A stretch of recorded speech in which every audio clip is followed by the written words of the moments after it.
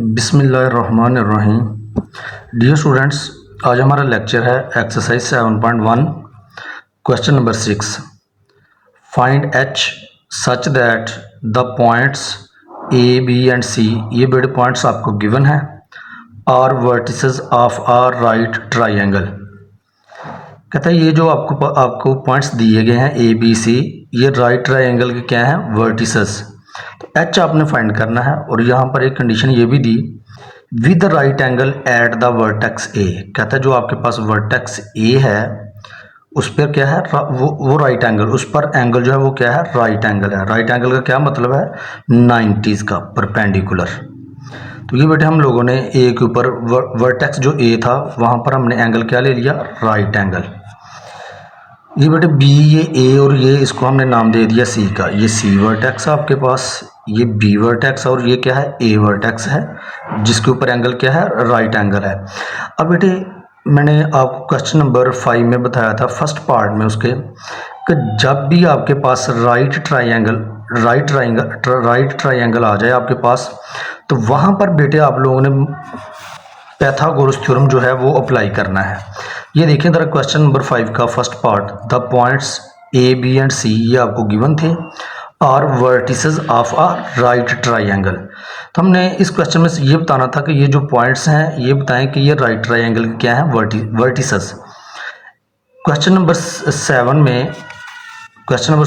में यही पूछा गया था कि अगर ये पॉइंट्स राइट ट्राइंगल के वर्टिसेस हों जिसमें वर्टेक्स ए के ऊपर क्या हो, राइट एंगल हो, तो आप एच की वैल्यू फाइंड आउट करें। तो बेटे पैथागोरस थ्योरम को अप्लाई करके हम क्वेश्चन को सॉल्व करेंगे। पैथागोरस थ्योरम आपके पास क्या था कि अगर आपके पास एक राइट ट्राइंगल हो, हमेशा याद रखना, और पैथागोरस थ्योरम जो है ये हमेशा राइट ट्राइंगल के ऊपर अप्लाई होता है। जब भी राइट ट्राइंगल की बात करेंगे वहाँ पर पैथागोरस थ्योरम की बात ज़रूर होगी। पैथागोरस थ्योरम की मदद से ही हम जो है क्या करेंगे, क्वेश्चन को सॉल्व करेंगे। अब पैथागोरस थ्योरम क्या था आपके पास, ये बेटे राइट ट्राइंगल है जिसमें से अगर आपके पास एक राइट ट्राइंगल हो तो उसमें जो सबसे बड़ी लेंथ, राइट ट्राइंगल की जो सबसे बड़ी लेंथ होती है बेटे वो होता है आपके पास हाइप। ये आपके पास है पैथागोरस थ्योरम जो कि किसके इक्वल है, हाइप का स्क्वायर, हाइपोटेनियस का square is equal to base का स्क्वायर प्लस परपेंडिकुलर का स्क्वायर। जो सबसे बड़ी लेंथ होती है बेटे राइट ट्राइंगल की वो क्या होती है आपके पास, हाइप। एंगल के साथ जो एडजेसेंट साइड होती है वो बेटे होती है बेस, और एंगल के अपोजिट जो साइड है वो बेटे क्या होता है आपके पास, परपेंडिकुलर। हाइप का स्क्वायर, हाइपोटेनस का square is equal to base का स्क्वायर प्लस परपेंडिकुलर का स्क्वायर। अब जो हाइप है बेटे उसकी लेंथ को हमने ए सी के इक्वल रखा, ये देखें ए सी स्क्वायर आ गया ऊपर। बेस बेटे आपके पास था ए बी उसका स्क्वायर, और परपेंडिकुलर था आपके पास बी सी उसका स्क्वायर। ये है आपके पास पैथागोरस थ्योरम, जिसको अप्लाई करने से हम क्या, एक तो ये बताएंगे कि ये जो ए बी सी पॉइंट्स हमारे पास वो वर्टिसेस हैं राइट ट्राइंगल के।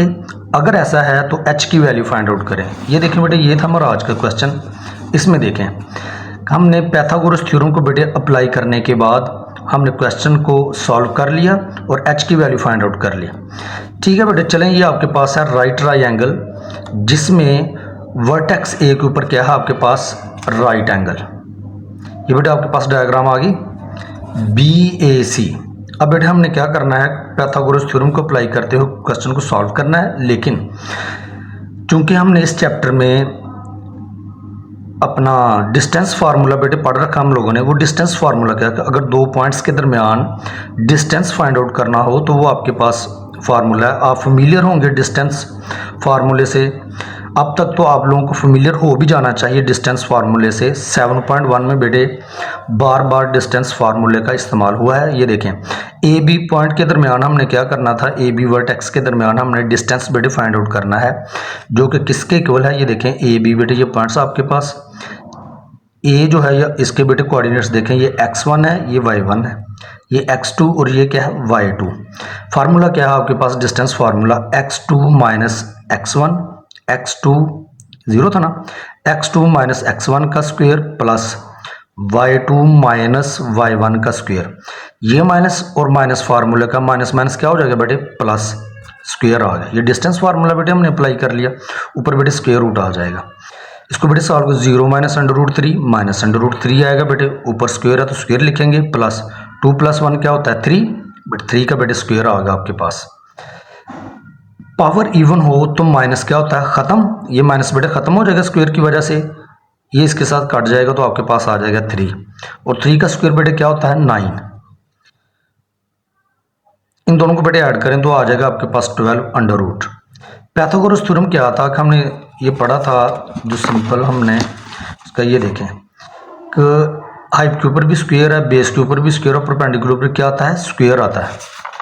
तो ये देखें, अभी हम ए बी लेंथ बेटे find out, A B length का डिस्टेंस हमने फाइंड आउट किया है ना, ये देखें ए बी के ऊपर स्क्वायर, तो इसका मतलब हमें दोनों तरफ फिर क्या लेना पड़ेगा स्क्वायर लेना पड़ेगा दोनों तरफ बेटे। जब स्क्वायर लेंगे तो बेटे ए बी के ऊपर क्या आ जाएगा स्क्वायर, और स्क्वायर रूट से कट जाएगा, आपके पास 12 आ जाएगा। इसको बेटे क्वेश्चन 1 का नाम दे दें। उसके बाद बेटे ए बी के बाद 2 पॉइंट्स ए बी के दरम्यान डिस्टेंस, अब हम ए और सी के दरम्यान डिस्टेंस फाइंड आउट करेंगे। ये बेटे आपके पास ए है और ये क्या है आपके पास सी, ये बेटे x1 y1 है, ये क्या हो जाएगा x2 y2। फार्मूला क्या है आपके पास x2 माइनस x1 का स्क्वायर, ये देखें बेटे x2 माइनस x1 का square plus y2 minus y1 का स्क्वायर। y2 आपके पास है -2 और y1 है -1। माइनस बेटे फार्मूले भी आता है x2 minus y2 minus y1 होता है ना, माइनस फार्मूले का, और इसके साथ भी क्या लिखा गया है माइनस, माइनस माइनस बेटे क्या हो जाएगा प्लस। ये डायरेक्ट बेटे अप्लाई किया डिस्टेंस फार्मूला, ऊपर बेटे स्क्वायर आ गया। तो ये बेटे ए है और ये क्या है बी, ए माइनस बी का होल स्क्वायर। फर्स्ट टर्म को बेटे हम ए कहते हैं और सेकंड टर्म को बी। ए माइनस बी का होल स्क्वायर किसके बराबर है, ये आप लोगों ने प्रीवियस चैप्टर्स में पढ़ा, चैप्टर नंबर 1 में, वो बेटे किसके इक्वल है ए स्क्वायर, फर्स्ट टर्म का स्क्वायर प्लस सेकंड टर्म का स्क्वायर, माइनस है तो माइनस का प्रोडक्ट आ जाएगा -2 ए बी। फर्स्ट टर्म को बेटे ए कहते हैं और सेकंड टर्म को बी। ये आप लोगों ने फार्मूला पढ़ा है ना, ए माइनस बी का whole square, A square plus B square -2 A B. ये बेटे ए है और ये क्या है B, A square plus B square -2 A B. I hope का आपको समझ आई होगी। प्लस -2 + 1 तो बेटे इसका रिजल्ट आ जाएगा -1, ऊपर स्क्वायर है तो स्क्वायर लिखेंगे और स्क्वायर रूट बेटे आ गया इसके ऊपर। ये बेटे बन जाएगा h का h स्क्वायर बन जाएगा, प्लस ये बेटे कट जाएगा तो आपके पास आ जाएगा 3 माइनस, ये कांस्टेंट टर्म्स को बेटे हमने कंबाइन कर लिया, 2 अंडर रूट 3 को इकट्ठा लिख लिया, h बेटे लास्ट पे लिख लिया हम लोगों ने, प्लस -1 का स्क्वायर बेटे होता है +1, +3 + 1 क्या होता है +4। बाकी टर्म्स को एज इट इज़ लिखा। पाइथागोरस थ्योरम में हमारे पास लेंथ्स के ऊपर बेटे क्या होता है स्क्वायर होता है, तो अब हम दोनों तरफ क्या लेंगे स्क्वायर। ये देखें ना ए सी स्क्वायर है ना बेटे, यहाँ पे आप स्क्वायर ले लेंगे, दोनों तरफ जब स्क्वायर अप्लाई करेंगे तो ए सी के ऊपर स्क्वायर आ जाएगा बेटे, तो स्क्वायर रूट स्क्वायर से कट जाएगा तो आपके पास ये वैल्यू आ जाएगी h square + 4 - 2 under root 3 h। इसको बेटे क्वेश्चन 2 का नाम दे लें। अब एक लेंथ बच गया हमारे पास, ये बी सी लेंथ।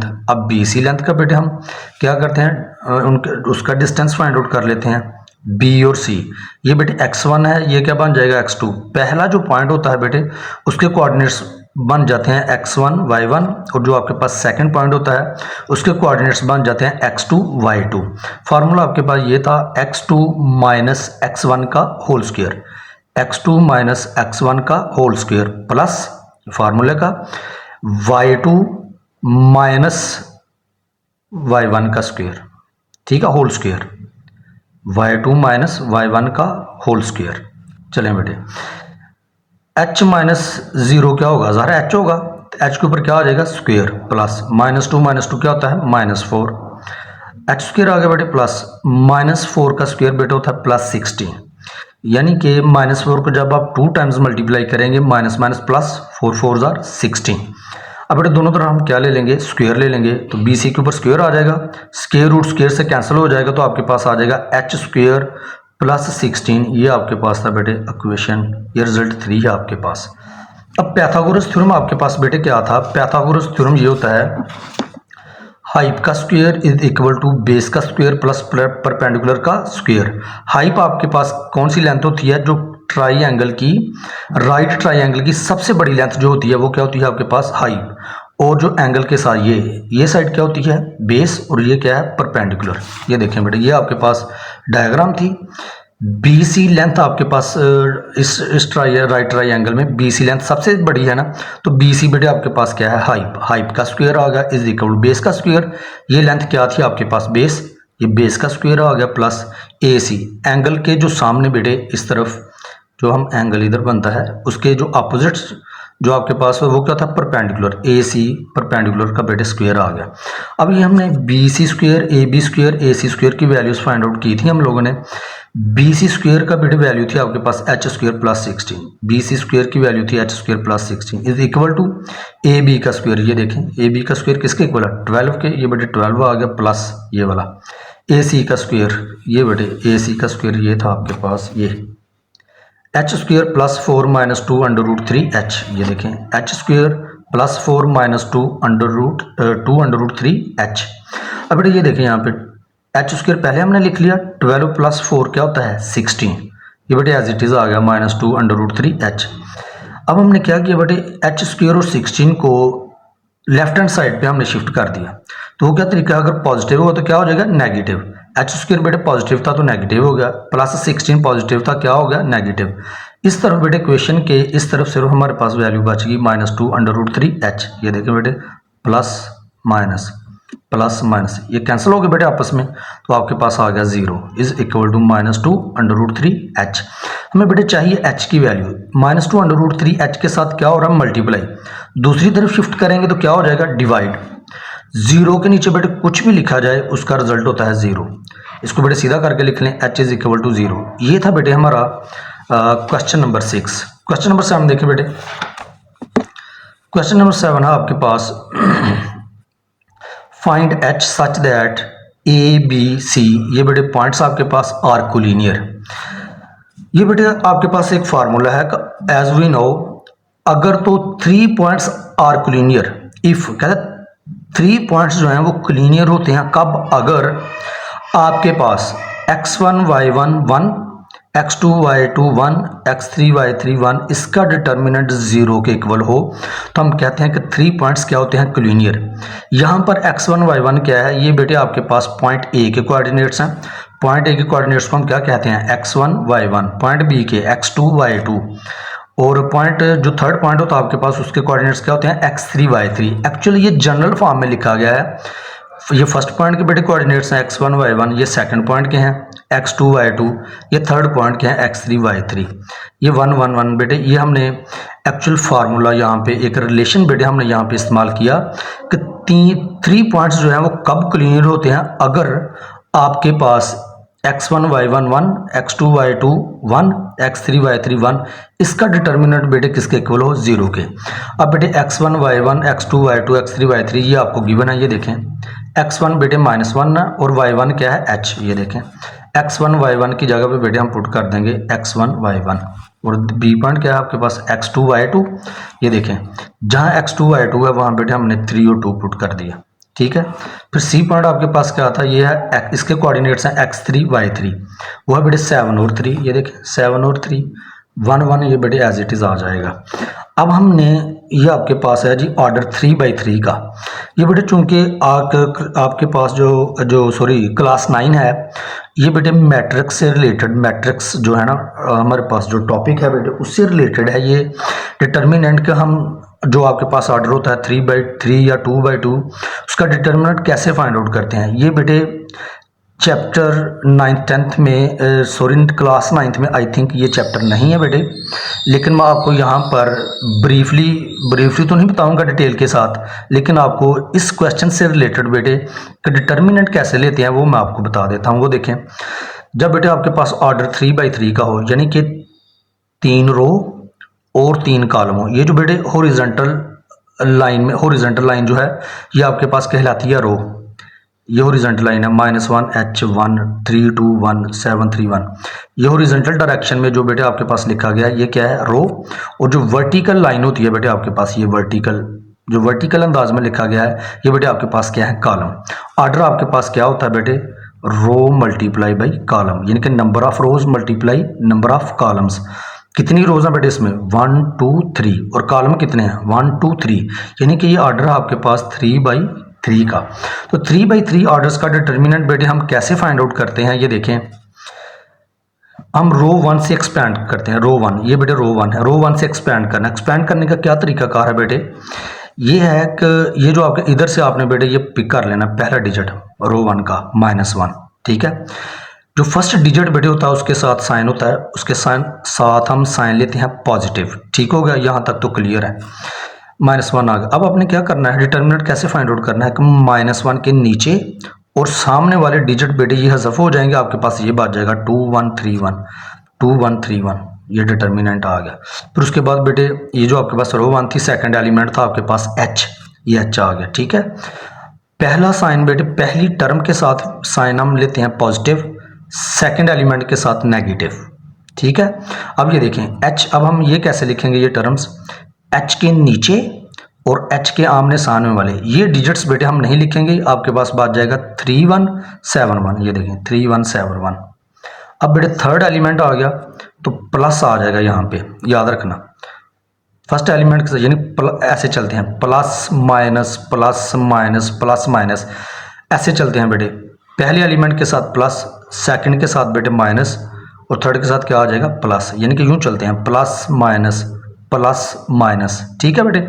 प्लस आ गया माइनस, ये प्लस का साइन आ गया। अब 1 की बार ये बेटे 1 के नीचे और 1 के सामने ये एलिमेंट्स नहीं लिखने, ये बात जाएंगे आपके पास 3273 is equal to 0, plus minus minus बेटे आ गया। अब डिटर्मिनेंट हम कैसे फाइंड आउट करते हैं, ये बेटे ये जो एंट्रीज है आपके पास 2 1 3 1, इनको हम कहते हैं डायगोनल्स। अब डायगोनल्स को बेटे मल्टीप्लाई करना है, यानी कि क्रॉस मल्टीप्लाई करना है आप लोगों ने। 2 1 ज़ा 2, अब इसको 3 को 1 से मल्टीप्लाई करेंगे, 3 1 ज़ा 3।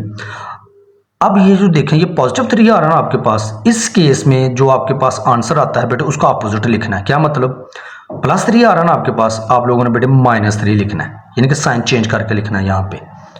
चलिए आगे देखते हैं, यहाँ पे प्रैक्टिस हो जाएगी आप लोगों की। ये बेटे -h आ गया, इनको मल्टीप्लाई करें 3 को 1 से, 3 1 ज़ा 3। अब 7 1 ज़ा 7, बेटे पॉजिटिव 7 आ रहा है ना तो -7 लिखेंगे, यानी कि ये जो आप फर्स्ट डायगोनल को 2 को जब 1 से मल्टीप्लाई करते हैं इसका साइन नहीं चेंज करना आप लोगों ने। जब सेकंड डायगोनल को आप बेटे आपस में मल्टीप्लाई करते हैं तब आप लोगों ने साइन चेंज करना है।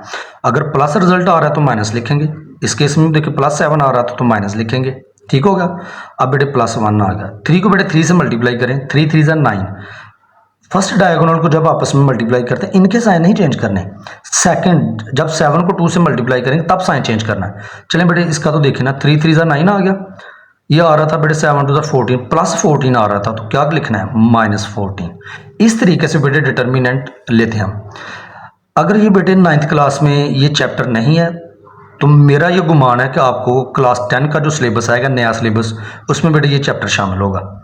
इज इक्वल टू बेटे 0 आ गया। अब ये देखें ये बेटे आपके पास आ गया, -1 को बेटे यहाँ मल्टीप्लाई कर दें, प्लस माइनस माइनस 2 1 ज़ा 2, माइनस माइनस प्लस 3 1 ज़ा 3।